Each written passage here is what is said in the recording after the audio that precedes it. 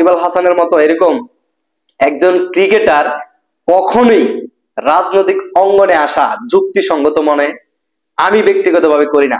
কারণ তাকে বিশ্ব মঞ্চের মানুষ সবাই চিনে, যাকে যাকে সম্মান করে, সে আবার বাংলাদেশের নিকৃষ্টতম রাজনৈতিক দলে এসে তার আত্মপ্রকাশ ঘটানো, এটা কোনোভাবেই যুক্তিসঙ্গত মনে হয় নাই।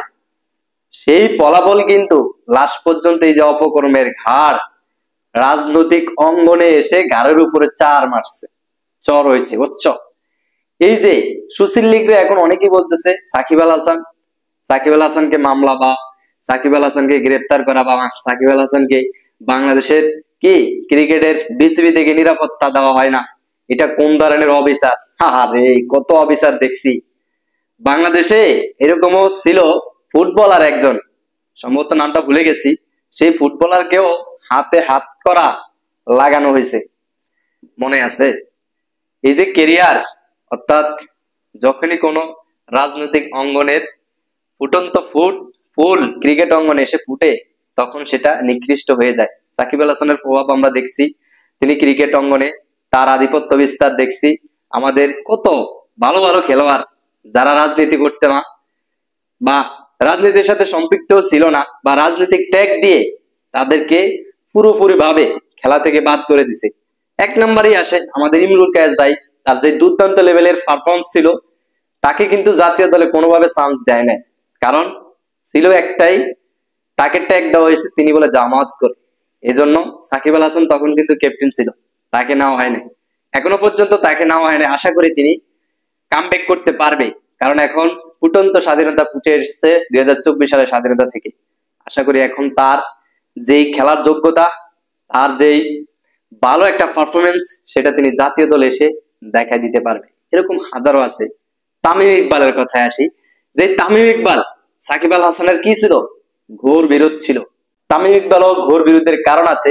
তামিম ইকবালকেও সাকিব আল হাসান তিনি তার রাজনৈতিক আধিপত্য দেখায়, তাকেও বের করে দেওয়া হয়েছে, তাকে পলিটিক্স করে বের করে দেওয়া হয়েছে। সরাসরি তাকে তিনি অ্যাকশনে দেন নাই, অর্থাৎ বাংলাদেশের বিসিবি ভোট থেকে একটা চাপ প্রয়োগ করা হয়েছে, সেই ভোট থেকেই তাকে একটা কৌশল করে তাকে বাদ দিয়ে দিছে।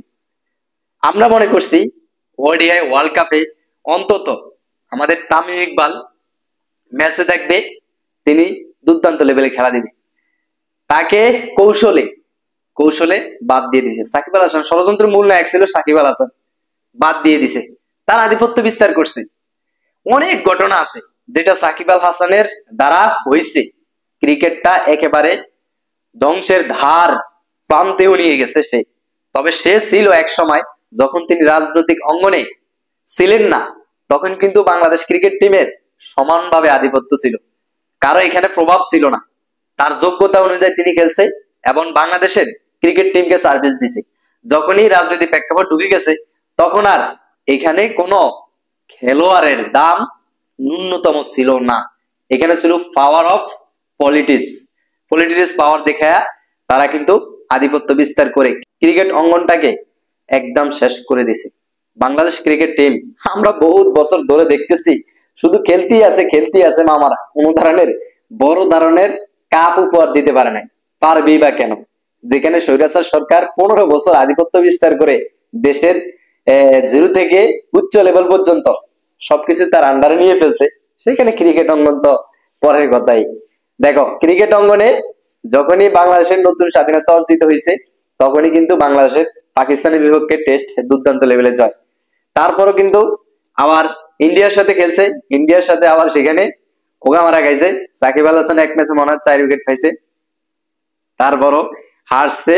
যাই হোক, ইন্ডিয়া হচ্ছে বড় দল, ইন্ডিয়ার সাথে হারছে, সেটা দুঃখ করার কোনো কারণ নাই। ইন্ডিয়া আসলে ভালো দল,